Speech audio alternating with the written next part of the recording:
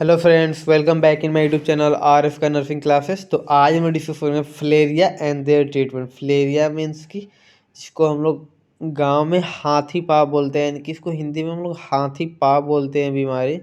तो फ्लेरिया क्या होता है और फ्लेरिया होता क्यों है, इसका साइन एंड सिम्टम्स क्या है और इसका हम लोग ट्रीटमेंट कैसे कर सकते हैं। तो आज के क्लासेस में हम लोग यही डिस्कस करेंगे। तो सबसे पहले अगर आप मेरे चैनल पर नए हैं तो प्लीज़ मेरे चैनल सब्सक्राइब कर दे, वीडियो को लाइक कर दे और जो बेल आइकन है उसको प्रेस कर दे, जिससे मैं जो भी नेक्स्ट वीडियो अपलोड करूं उसका नोटिफिकेशन सबसे पहले आपको मिल सके। और आप मेरा वीडियो अगर फेसबुक पर देख रहे हैं तो प्लीज़ मेरे फेसबुक पे फॉलो कर दें। स्टार्ट करते हैं आज के क्लासेस। सबसे पहले इसका हम लोग इंट्रो डिस्कस करेंगे, जो फ्लेरिया होता है वो क्या होता है और होता क्यों है।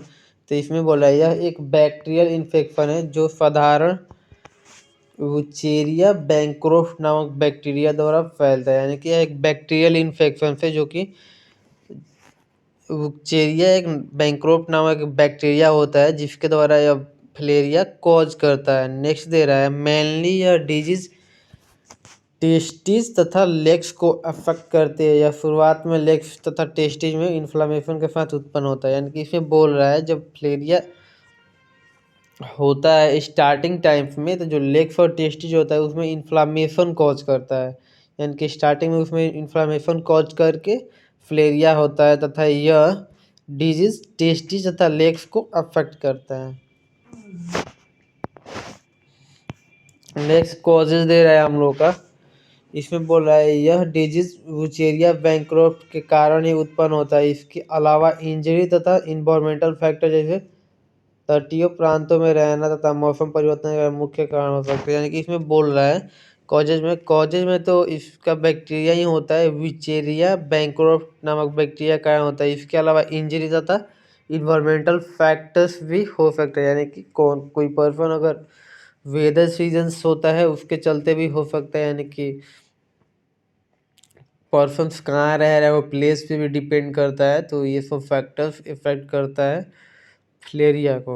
नेक्स्ट दे रहा है क्विलेक्स मॉस्कीटो इसका मुख्य कैरियर है, यानी कि जो क्विलेक्स मॉस्कीटो होता है इसका मेन कैरियर यही कैरियर करता है बीमारी को, यानी कि one person to another person इसको स्प्रेड करता है।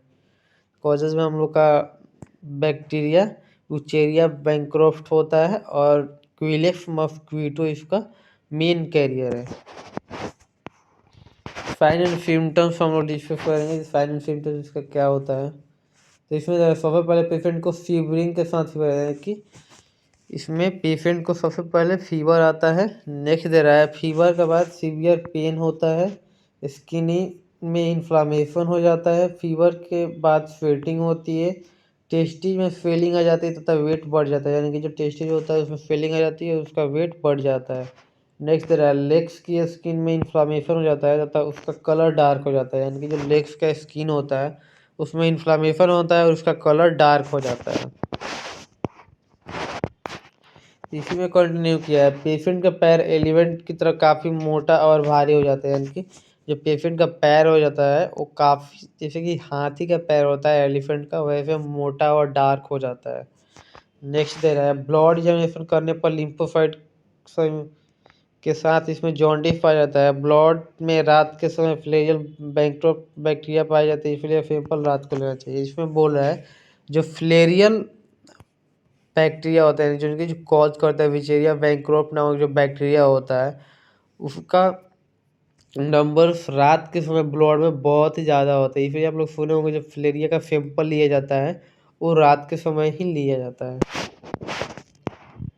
इंस्ट्रक्शंस क्या है, यानी किसी को अगर फ्लेरिया हुआ है तो उसको क्या क्या करना चाहिए। तो इसमें बोला है कंप्लीट बेड रेस्ट देना चाहिए उस पर्सन को, अफेक्टेड पार्ट्स पर हॉट एप्लीकेशन देना चाहिए, नाक कान गला की सफाई पर विशेष ध्यान देना चाहिए। तब पेशेंट को ल्यूक वार्म वाटर पीना चाहिए, ल्यूक वार्म वाटर आता है उसको पेशेंट को पिलाना चाहिए। इसका ट्रीटमेंट क्या कर सकते हैं, तो एक हम लोग का टैबलेट आता है, टैबलेट हेट्राजेन आता है जिसका कंपोजिशन दाई इथाइल कार्बामाजिन फिट्रेट 100 mg, यानी कि टैबलेट हेट्राजेन आता है जो कि एक गोली सुबह दोपहर शाम को देना है 20 दिनों तक। इसके बाद एक गोली सुबह शाम अगले 20 दिनों तक देना है तथा एक गोली रोजाना अगले 20 दिनों तक। यानी कि इसमें बोल रहा है डोजेज इसका इसमें दिया है, यानी कि डोजेज इसका हम लोग कम करेंगे धीरे धीरे। यानी कि स्टार्टिंग पीरियड में जब स्टार्ट करेंगे तो एक गोली सुबह दोपहर शाम यानी कि तीनों टाइम देना है, एक एक गोली 20 दिनों तक। उसके बाद से जब 20 दिन हो जाएगा तो फिर से हम लोग टाइम कम करेंगे, यानी कि एक गोली सुबह और फिर शाम में देंगे। यानी कि एक गोली सुबह शाम में देंगे, उसके बाद 20 दिनों तक। फिर उसके बाद से रोजाना अब एक एक गोली देंगे, यानी कि स्टार्टिंग करेंगे तो 3 टाइम देंगे एक एक गोली, सुबह दोपहर और शाम। फिर 20 दिन हो जाएगा तो उसके बाद से फिर स्टार्ट करेंगे एक गोली सुबह और शाम, यानी सिर्फ अब 2 टाइम देंगे एक एक गोली। उसके बाद से फिर 20 दिन तक चलाएंगे। उसके बाद से जब 20 दिन हो जाएगा उसके बाद फिर एक एक गोली रोज देंगे। यही हम लोग का डोज है टैबलेट हेट्राजेन का। नेक्स्ट दे रहा है कैफुल टेट्रासाइक्लिन 500 mg, ओडी देंगे इसको 20 दिनों तक। और कैफुल सुप्राडिन जिसका composition multivitamin tablet with minerals and trace element, यानी कि कैफुल सुप्राडिन आता है जिसको रोजाना एक गोली देना है।